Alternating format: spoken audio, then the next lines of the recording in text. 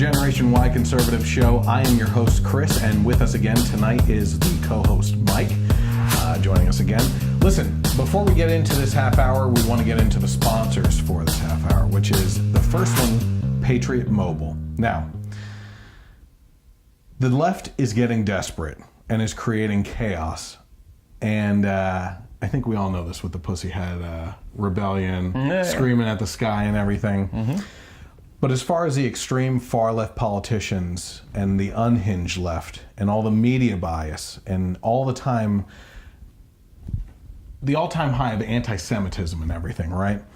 You don't have to shop at a liberal cell phone company that funds liberal agendas to take away your freedom, those being Big Mobile, right?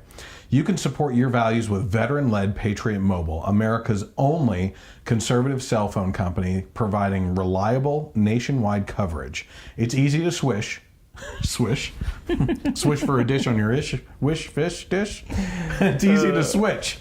Keep your same phone number, bring your own device, or buy a new one. Enjoy no hidden fees, no roaming fees, and no liberal agenda, most important of all. You can even set your ringtone to a crying liberal, which is great, right? Yes. At Patriot Mobile, more than $2 million has been used to support your constitutional rights. Imagine what we could do with you on our side when you switch to Patriot Mobile. With unlimited talk and text plans starting as low as $25 a month, don't wait. Visit patriotmobile.com/mojo50. Join me to stop the left and switch to Patriot Mobile today. We need you now more than ever. Visit patriotmobile.com/mojo50 and swish for your ish fish dish today. Yeah. All right.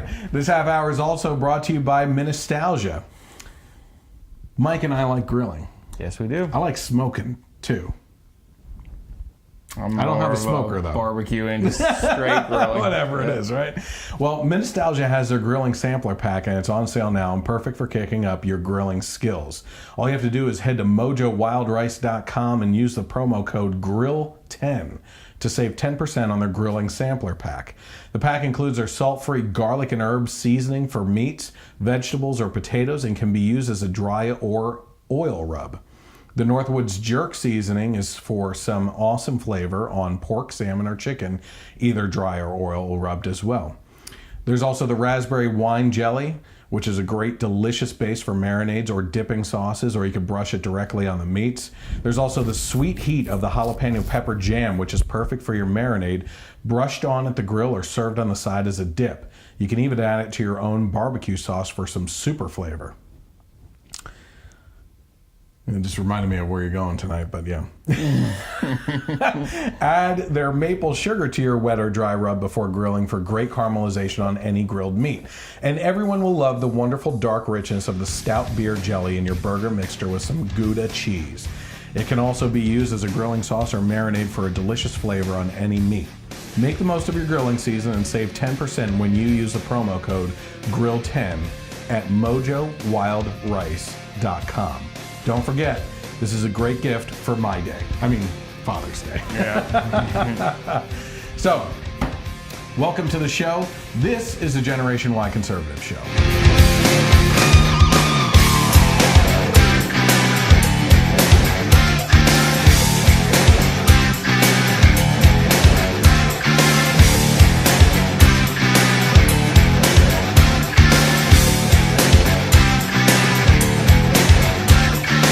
We have some topics to go over, some like newsworthy things and everything.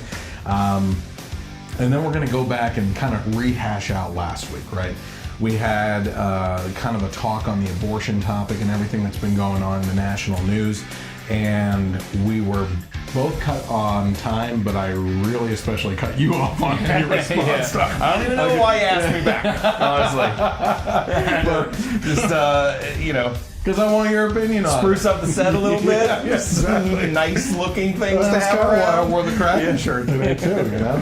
But we're gonna go through a couple topics here, and then maybe the first two segments, maybe, or something like that, and then this last hour we'll probably get into the abortion topic, break it down, into things, talk about some things that we didn't talk about before, like responses when someone says you shouldn't have an opinion because you're a male. No, yeah. Right? Yeah. So it looks like you have some stuff to say about that as well. But yeah, this first article caught my headline here. This is according to the Daily Mail. They said the average net worth of Americans age 18 to 35 plummets 34% since 1996, proving millennials are worse off than their parents were at the same age. So let's get into this here. Do you have, well, before I read it, first of all, I just picked up that headline and I haven't heard what exactly it is. I figured I'd respond on the fly, basically. Sure. What are your thoughts on that, and why do you think their net worth is down and worse off than their parents before them? I just think this generation, it's a different mentality that they have, you know, especially when it comes to being fiscally responsible. And I would love to say that I'm not like that, but I even have had my struggles with that too. But it's just different, you know, like our parents, their generation was more, they were more interested in planning for the future, whereas now it's what I want, something, I want it right now. I can't wait, I can't save, I can't, you know, prioritize things.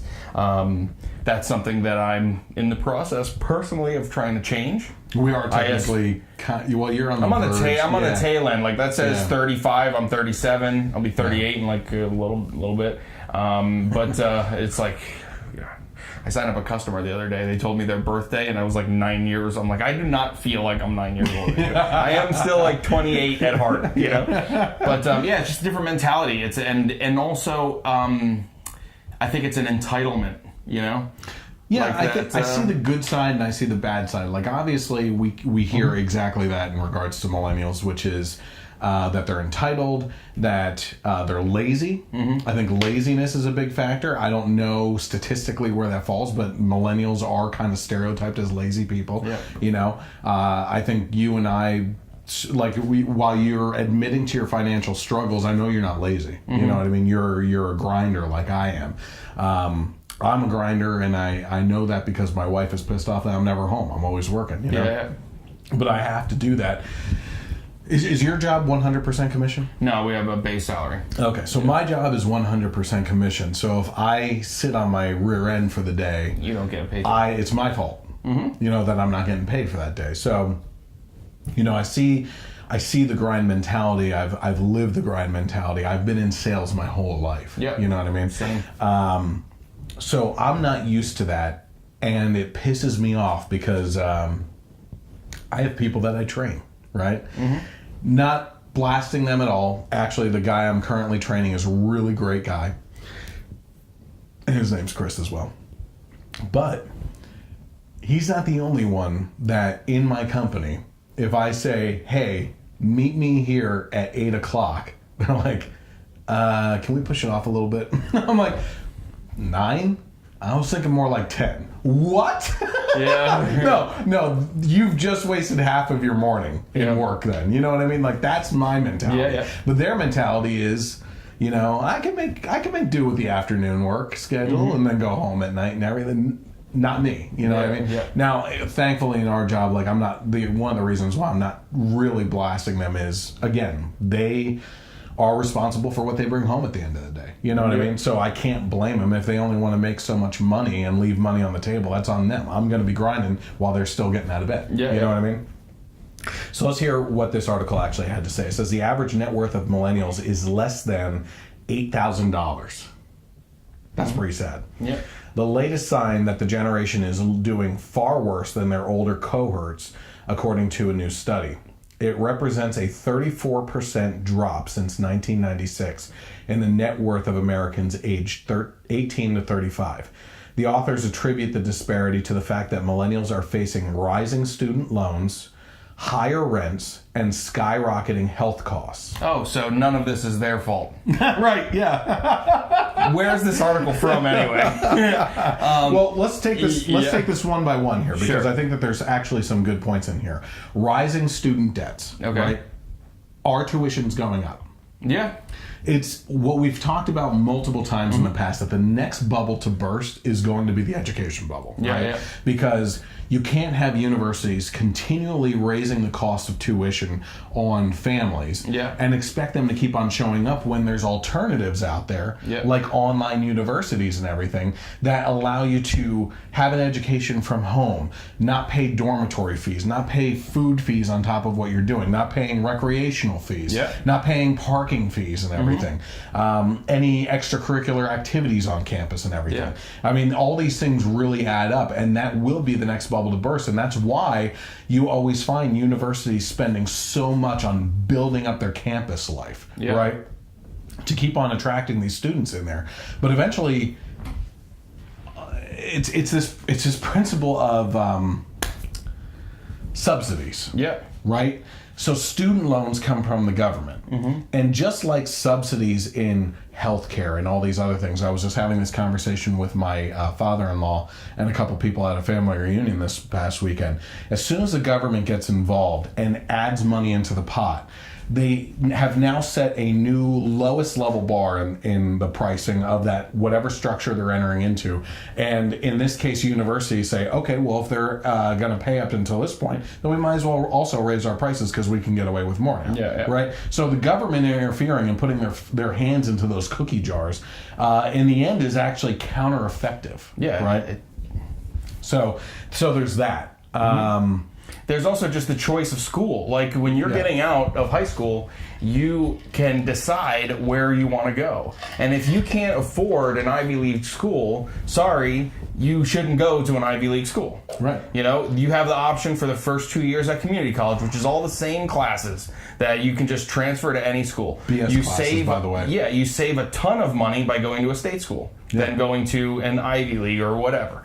And people go out of state because, I want to go to college in Florida when they live in Pennsylvania and everything. You know what I mean? So there's so many things also that contribute to that. Yeah, absolutely. And also, there is also the fact that parents and students aren't saving for college before college. Right. Yeah. You know, okay, you have a job in high school. Awesome. That's great. Are you just spending your paycheck or are you putting it away? Did your parents open up a 529? So there's... I was very guilty of working through school, through high school especially. My parents supported me in the tuition stuff, right? Yeah. But when it came to clothes in high school... I was exactly the same way. Car, gas, everything, I paid for all that. Yep. You know Same what I mean? exact way. I was blessed to have parents that prepared for their kids to go to college.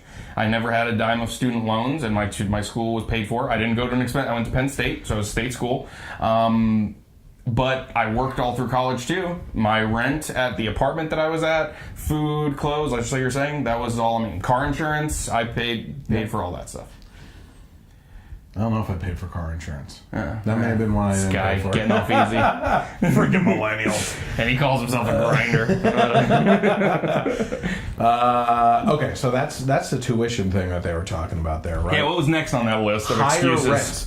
Now, I found this one interesting because one of the things I was going to bring up before we even got into this is that millennials are the first of the group really to go for that smaller living. Yeah. You know what I mean? Yeah. Tiny houses. Tiny and houses, stuff. that kind of thing. Less materialistic things. Yeah. And yet, I think you're at the extremes, right? Less material things for a certain group of people, for Earth sustainability and environmental reasons, and all these other things. Yeah. And then on the other end is like really materialistic millennials. You know what I mean? Yeah. I don't know if there's. Well, there are a $1,200 iPhone every single year can fit in a tiny house. Right.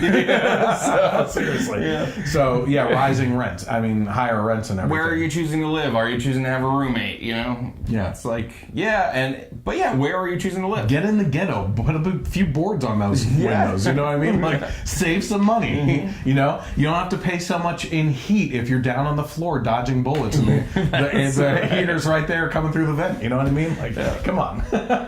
And then skyrocketing healthcare costs, of course. Okay. You know, you have to throw that in there because obviously we're pushing for universal healthcare and everything. But of course, as we've always talked about too, as far as solutions to the healthcare problems and everything, this always comes back to the fact that things aren't being tried out even on a state-by-state basis, you know, I mean, opening up to other states for insurance opportunities and everything, cross-border buying insurance, tort reform and stuff like that. Like, these are all things that should definitely happen on the Republicans' idea of healthcare costs, private health savings accounts and everything, before we even attempt universal healthcare. Because why wouldn't you try every alternative before you actually go through with something like that? Yeah. Right?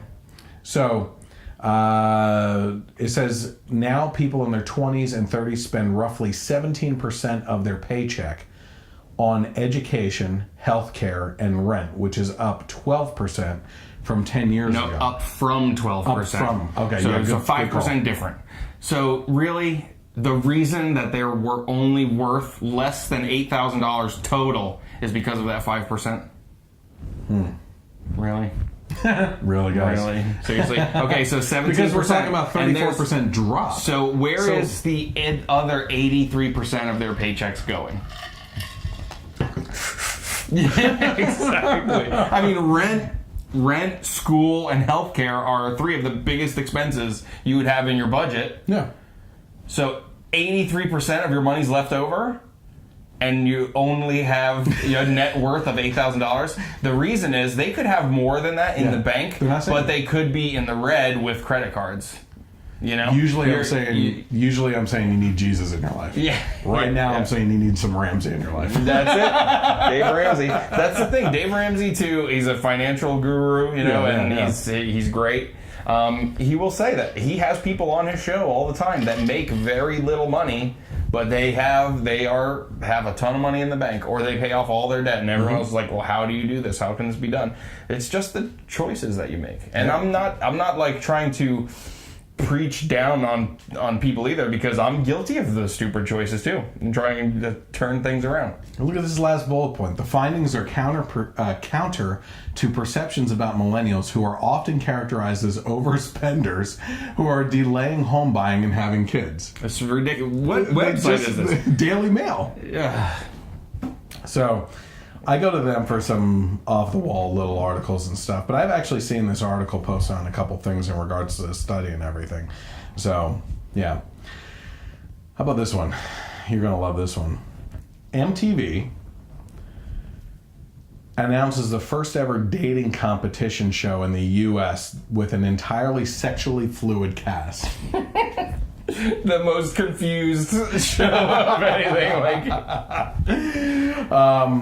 So it turns out that my manager's nephew was on this new season of The Bachelorette. He was one of the bachelors, right?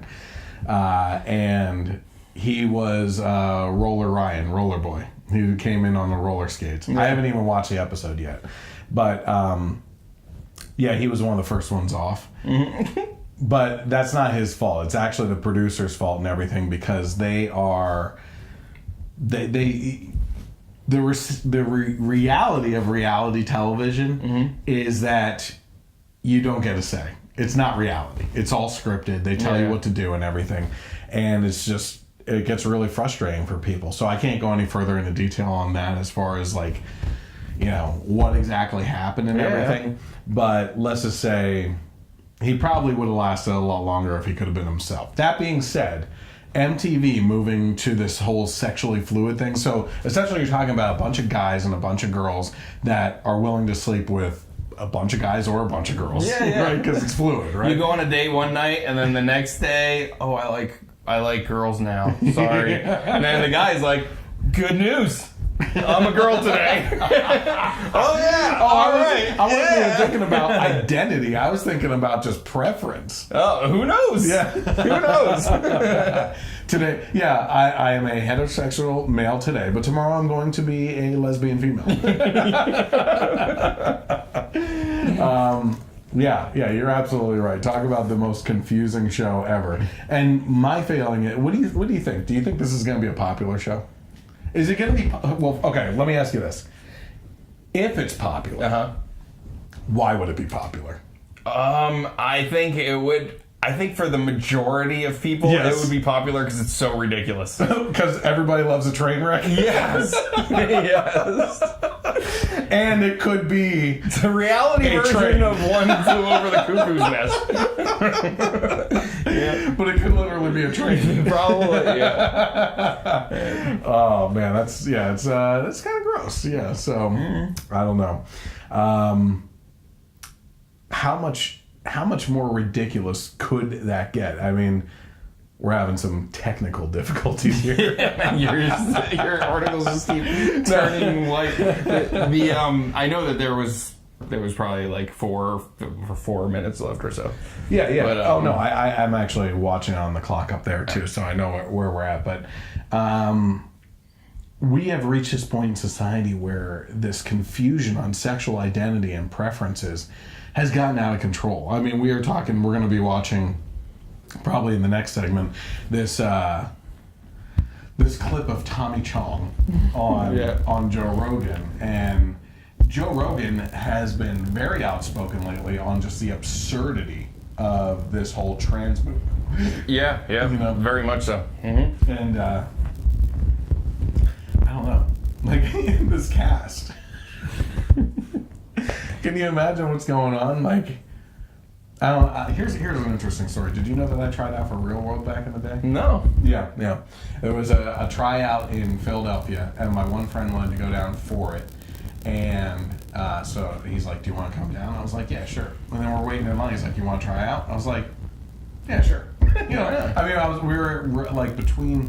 I think it was the summer between high school and college. So of course I'm like, I didn't have the morals and principles that I do today, And so we get in there, and the first thing that they do in this case is they sit you down, and they sit you at this round table with a bunch of boys and girls, men and women, or whatever, of that age group, and they start asking you all these personal questions. And it starts off pretty tame and mild, like what's your favorite band and all this stuff. And I'm sitting at this table with a kind of ska punk chick over here who's cute, tiny with the parachute pants and everything. Ska. Yeah. And then over here are 2 smoking hot chicks, right? So we're going around. She says she likes Third Eye Blind, which was my favorite band at the time. Yeah. So I found out that they were liberal a-holes. And everybody's saying different things. So I'm like, okay, she's cool. I like this. I can get into this. And the questions progressed and everything, and then it got to this point where they were like, okay, who at this table would you sleep with right now if you could? They just like hit you with that. Yeah. Right? And it got to me before. They must have started between me and the hot chicks. Right? So it gets to me, and I'm looking at the hot chicks. I'm like, I really want to say them. But my confidence level is nilch, right? So I'm like, I have no chance with these 2 chicks, right? So I look over, I'm like, her over there. And they're like, why? I said, she has the same kind of taste as I do. She likes Third Eye Blind and stuff like that. And there was other things, I forget at this point. And I was like, yeah, it would probably be her. So it gets over to her. She says me. I'm like, okay. Gets over to the hot chicks. Both hot chicks say me. I'm like, you know why? Son of a gun. You know why? If you would have picked them, they wouldn't have said you. That's probably true. They would not have. That is probably true. They were probably like, wait, what? Him. Yeah. That's exactly why. Make you feel bad. But this is the type of mentality that these shows put out there, which is just like, hey, let's cage a bunch of sexually driven people into a locked room. Like, there's even this one with the girl from the hills. Was it Paradise Hotel or something like that? I don't know any of these things. The commercial is so sketchy and gross. It's unbelievable. They're like, oh man, I wish I knew exactly what they said, because my wife and I were watching something and the commercial popped up, and it was just like, where we encourage you to sleep with each other and all the people that you can on the show. Yeah. And we're like, what? Yeah. Talk about like just giving it up. Yeah. You know what I mean? And we've had all these conversations about people that I was gonna say we personally know, but it's been me that I know personally that are just like open relationship people that drive me up a freaking wall. Well, yeah, these shows are also probably like, and don't worry, because the corporation that owns our network is totally fine with abortions until after the baby's born, so don't even worry about it. Yeah, no kidding. All right, well, listen, we're going to be right back with a couple more things, and we're going to get into that Joe Rogan podcast as well. So we'll be right back after these commercials.